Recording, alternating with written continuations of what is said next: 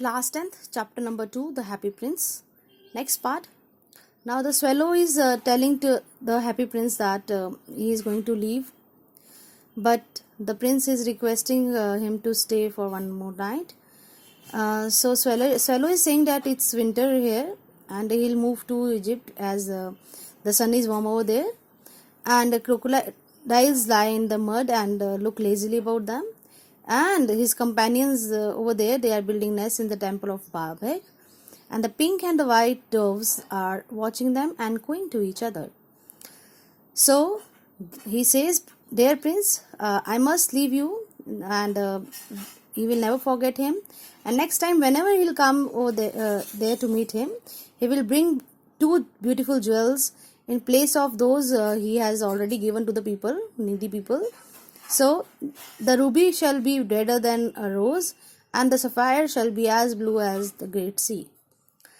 In the square below, said the happy prince, there stands a little match girl.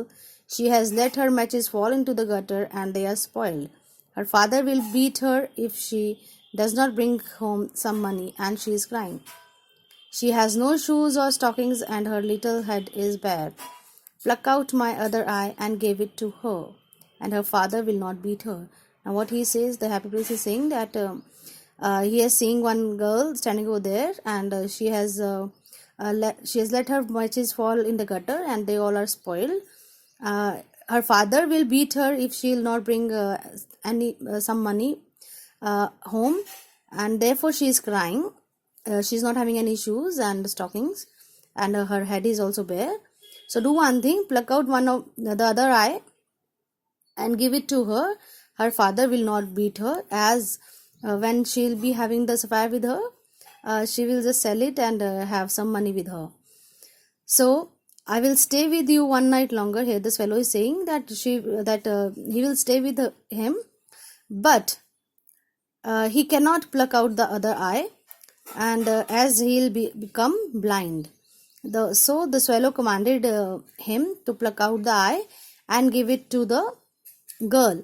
So the swallow slipped the jewel into the palm of her hand, in the match girl's hand, and she was very happy, and she ran from there laughing. As then the swallow came back to the happy prince. You are blind now, he said, so I will stay with you always. Now the happy prince has gone blind, as he has given his 2 of the sapphires. So the swallow is saying that he will not leave him now. "No, little swallow," said the poor prince, "you must go away to Egypt." "I will stay with you always," said the swallow, and he slept at the prince's feet. Now the prince is saying that you should leave now,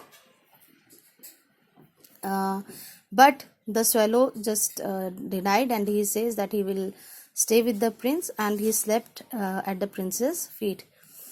All the next day he sat on prince's shoulder and told him stories of what he had seen in strange lands. He told him of the red ibis's who stand in long rows on the banks of Nile and catch goldfish in their beak, of fins, who is as old as the world itself and lives in desert and knows everything, of merchants who walk slowly by the side of their camels and carry amber beads in their hands, of the king of the mountains of the moon, who is as black as ebony and worships a large crystal of great green snake that sleeps in a palm tree and has 20 priests to feed in with honey cake, and the pygmies who sail over a big lake on large flat levels and are always at war with the butterflies. Now here is telling him about the stories of that land where he was supposed to go. "Dear little swallow," said Prince, "you tell me of marvelous things, but more marvelous than anything is suffering of men and women. There is no mystery so great as misery. Fly over my city, little swallow, and tell me what you see there." Now what the happy prince is saying, that I have just heard the stories. Now you do one thing. Miseries which people are facing is is very, very touchy. So you do one thing. You just fly over the city and just tell me what all you see over there. So the swallow flew over the great city and saw the rich making merry in their beautiful houses, while the beggars were sitting at the gates. He flew into the dark lanes and saw the white faces of starving children looking out lifelessly at the black street. Under the archway of a bridge, two little boys were lying in another's arms to try and keep themselves warm. "How hungry we are," they said. "You must not lie here," shouted the watchman, and they wandered out into the rain. Now, what he says over there, that the rich people, they are very happy, they are making merry, and they are just living in their beautiful houses, while the beggars, they are sitting outside their gates. So he went into the lanes and he saw the children, they are hungry, they have not eaten from many days. So under an archway, he saw that there were two boys who were, they were lying in one another's arm, just to keep themselves warm, as it was raining and it was cold over there. So they were hungry. They said, the boys said they are hungry. But the watchman, he just told them to go out from there, and they went out in the rain. Then he flew back and told the prince what he had seen. Now, the prince says that he was covered with the fine gold leaves.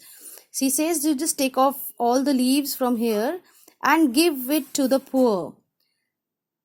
The living always think that gold can make them happy."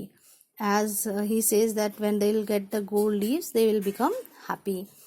Leaf after leaf of the fine gold the swallow picked off, till the happy prince looked quite dull and grey. Leaf after leaf the fine gold he brought to the poor, and the children's faces grew rosier, and they laughed and played games in the street. "We have bread now," they cried. As leaves were of gold, now the children were getting those leaves, and they were having something to eat, and they were happy, they were playing over there. Then the snow came, and after the snow came the frost. The streets looked as if they were made of silver. They were so bright and glistening. Long iceless like crystal daggers hung down from the eaves of the houses. Everybody went about in furs, and the little boys wore scarlet caps and skated on the ice.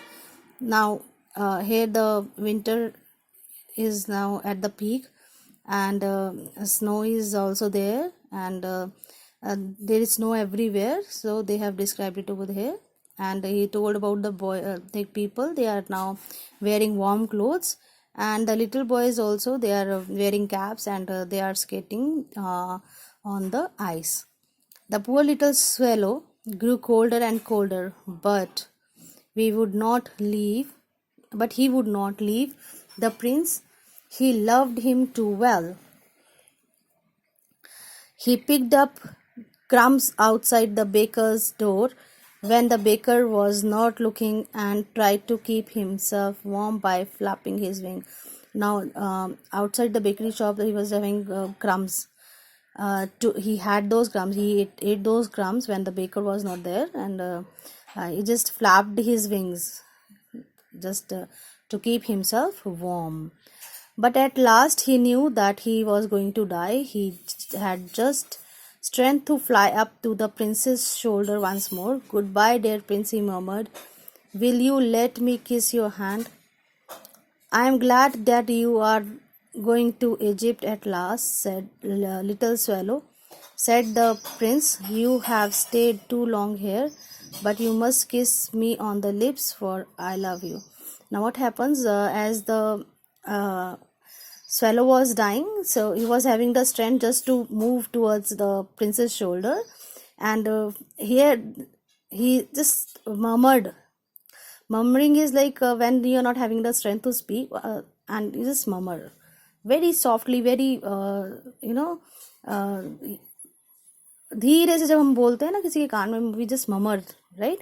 So here he just murmured, and he says that he want to kiss his hand. But here the happy prince, he is like that he is very happy that the swallow is going to Egypt, and he just thanked him that, and he says that instead of kissing on my hand, just kiss on my lips as he loved him. It is not to Egypt that I am going, said the swallow. I am going to the house of death. That is the brother of sleep. Is he not? Now, the swallow is saying to the happy prince that he is not going to Egypt, but he is going to the house of death. As the death is the brother of sleep, is he not? And he kissed the happy prince and fell down dead at his feet. And when he says this, he just kissed him and he fell down dead at his feet.